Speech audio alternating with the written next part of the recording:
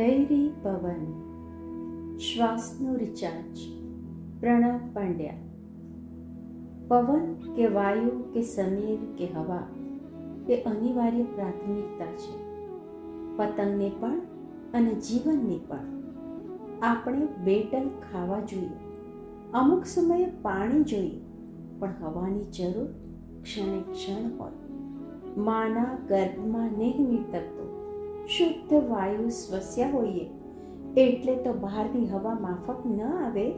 એટલે લોકો જેને પહેલું રુદન કહે છે એ વાસ્તવમાં તો નવી હવાને પામવાનો સંઘર્ષ જ છે.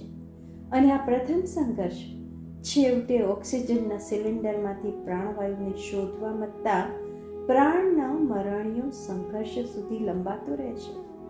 શ્વાસ ડચકા ખાતા હોય ત્યારે જીજીવિષા એક જ ગીત ગાતી હોય, એ હવા મેરે સંગ સંગ ચલ. પવનને આત્મસાત કરીએ ત્યારે એ શ્વાસ બની જાય છે, અને આ શ્વાસ ચાલે છે તો જ જીવન ચાલે છે.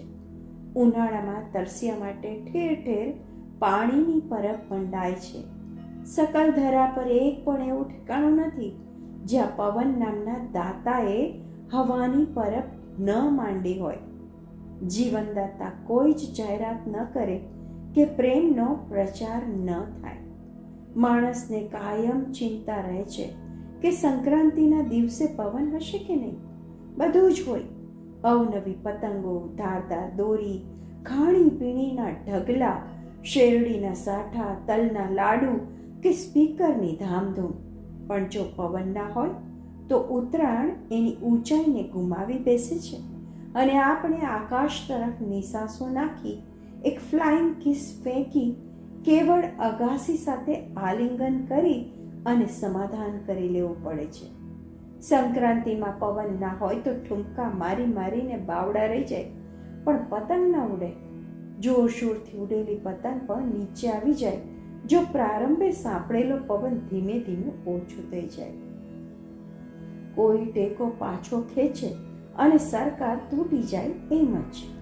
કોઈની પતંગ કાપવામાં માત્ર દોરીથી જ કપાય છે એમ માનવું ભૂલ ભર્યું છે.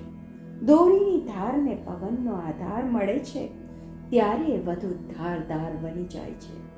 કેટલાક તો સાંજ સુધી શોધતા જ રહે છે કે પવન કઈ બાજુનો છે. કોઈની કપાયેલી પતંગ જોઈએ ત્યારે પવનનો પંથ, પવનની દિશા સમજાય છે. સામા પૂરે તરી શકાય, પણ સામા પવને પતંગ ઉડાડવી બહુ અઘરી છે. પવન પ્રમાણે જ વાણના સડ ખોલવામાં આવે છે. પવન તો પાવન પ્રેમી છે જીવતરનો. એની સામે ન પડાય, એની સાથે ચલાય. સાથે રહેનારને ટેકો આપે છે, સામે પડનાર પર છેકો મારે છે. એની સામે ઝૂકી જાય છે એ વૃક્ષ ટકી જાય, અને નહીં નમનાર વૃક્ષ મૂળમાંથી ઉખડી જાય છે. ઝૂકેલા નહીંની જીદ કાયમ ફાયદાકારક નથી હોતી. આપણે ઘણીવાર કહેતા હોઈએ છીએ કે પવન પડી ગયો છે. પવનને રાત દિવસ શ્વસતા આપણે એટલું જાણતા નથી કે પવન પડી જાય તો જીવન ઊભું જ ન રહી શકે. પવન સુસવાટાએ મારી શકે અને પ્રશાંત થઈને વીરી શકે. પવનનો મંત્ર છે વહેવું. એની ગતિ ઓછી વધતી થાય, પણ એની સ્થિતિ તો વહેવાની જ રહે છે.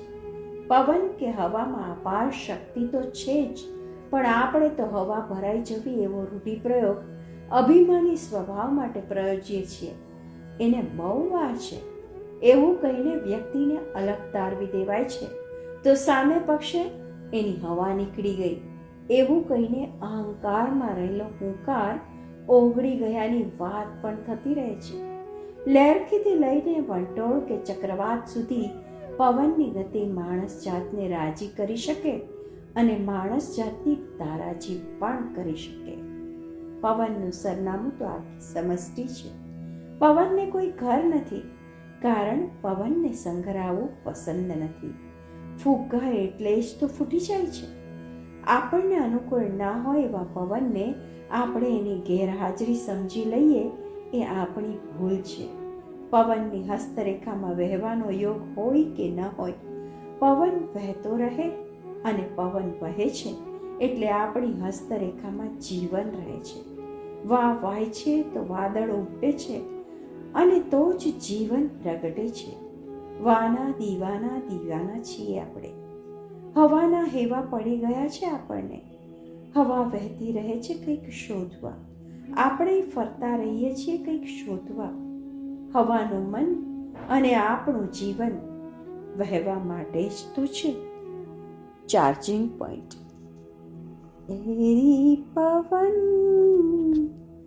ढूंढे किसे तेरा मन, चलते चलते